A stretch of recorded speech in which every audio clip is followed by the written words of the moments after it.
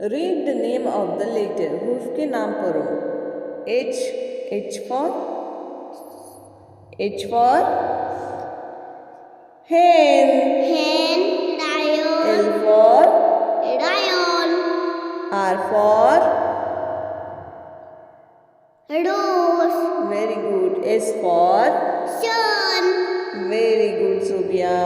Trace the letter with your finger. Trace it with a pencil. Copy the letter in your notebook. हुर्फ पर उंगली फेरना है और फिर पेंसिल फेरना है और इनको देख के अपने नोटबुक में लिखना है.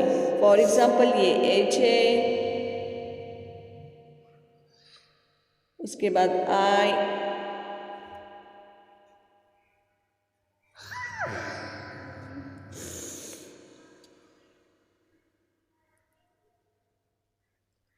now next is R और S.